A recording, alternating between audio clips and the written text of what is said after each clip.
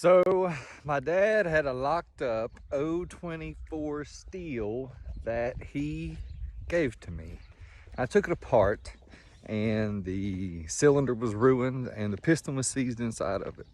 So I looked, and you can put an 026 cylinder on an 024 Stihl. So I ordered it and I got it, and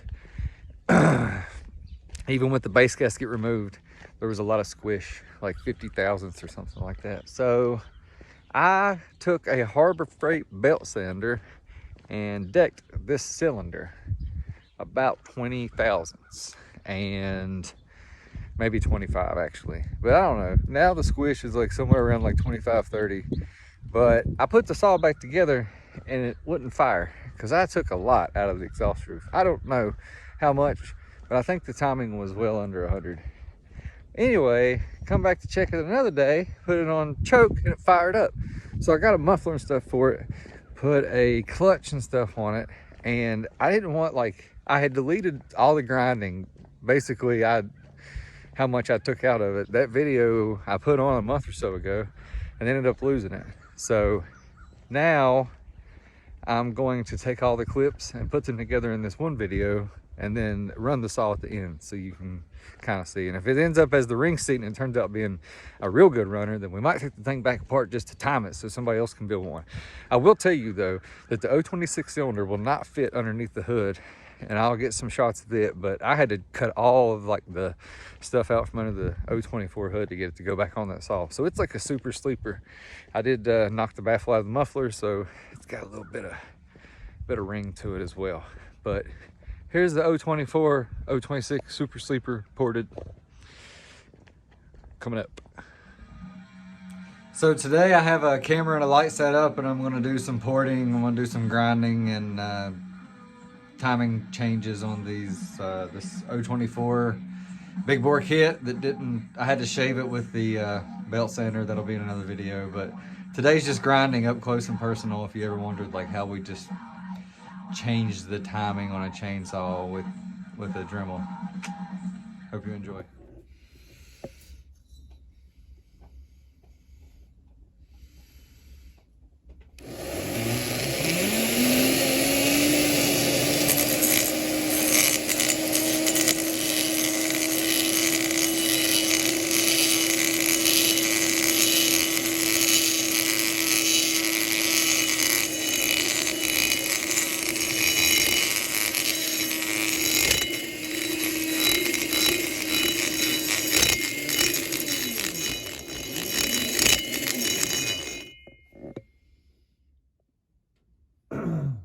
It's time to chamfer the edges of the exhaust port on this cylinder. I'm using one of these carbide round style tips. It's like a diamond, super cheap set over there off of Amazon. I don't know if it won't focus on this.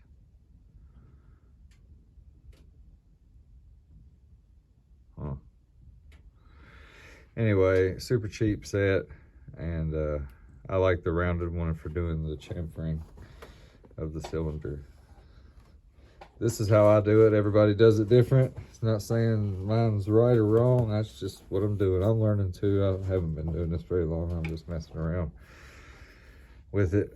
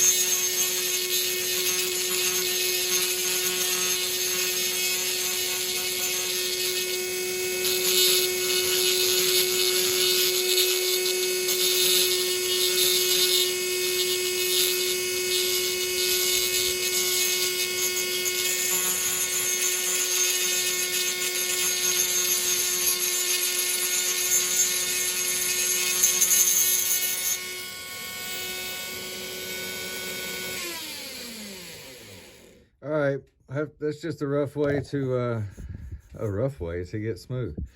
To smooth that edge, because we don't want to catch a ring on it. So now I'm going to start the polishing process. This will be time lapsed. Start with an 80 grit, end up with a 600. That's in emery cloth, and then step to probably won't do any Scotch-Brite in there because it's a little too tight on that port. So probably just finish with emery cloth. Looks like from the shape of this cylinder, I'm gonna knock a little bit more off there with the rough edge before I start smoothing, just to make that kind of uniform and make the top a little bit higher. Then I'll be polishing. All right, we are beginning with the 80 grit sandpaper in the exhaust port after all the grinding has been done. There's a little bit of junk in there. We've got it dipped in cutting oil, and we're gonna rock and roll.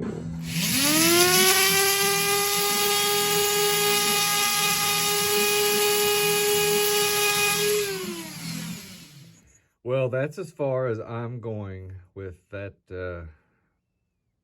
smoothing. I used all the way down to 600 grit.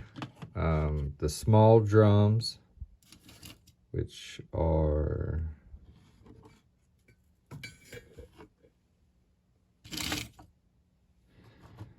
I don't see the tool for it. Take this thing here, loosen that screw up on the head of it, and that's how you change them out. Started at 80, 120, 240, 320, 400, and finished with 600. Dipped it in Tap Magic cutting oil the whole time, and it's good enough for government work. I mean, it feels smooth. Doesn't have a mirror finish. I'm not going to go with that because this is more for a firewood saw, not really high performance. I just want a big bore kit, a little bit more power. And this is a lot more open than it was stock. So I hope I didn't go too wide on it for the piston skirt. I haven't really checked that. I looked at it and said, well, I'm going to be real close. But and then on the intake here, I only went with this diamond burr bit as the finish on it. I wanted it to be pretty rough, and so it's bigger definitely than it was stock. So we'll time it, but it's rough. I got to clean this cylinder up real good. Thanks for watching. This is part 2. In the next part, we will have the saw together and we will time our cylinder and see where we're at, see if we want to do any adjustments to the base gasket, check the squish and all that stuff. 024 Wood Boss ABS. This is the saw that we're doing, a little bit off the Husqvarna path, but we're going to do anything. Homeowner grade hop up. Thanks for watching.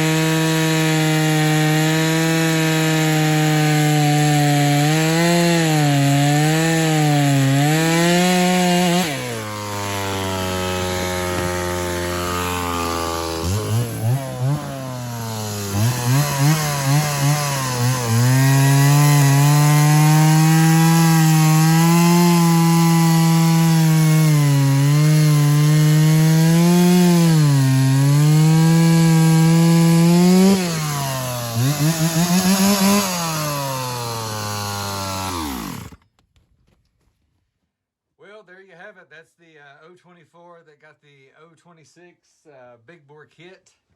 The saw, pretty lightweight. Not real sure what it weighs overall, maybe 11 and a half or something like that. But wanted to just quick show you.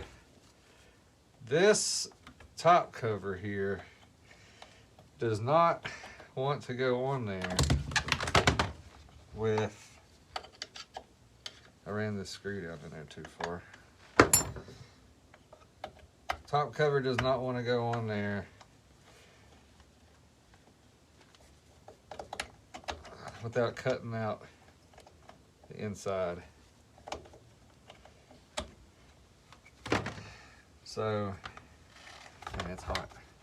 If you go to do this, just know the only thing that's going to hold this cover on is this, which that's all it holds it on anyway, but there's another little stud under here that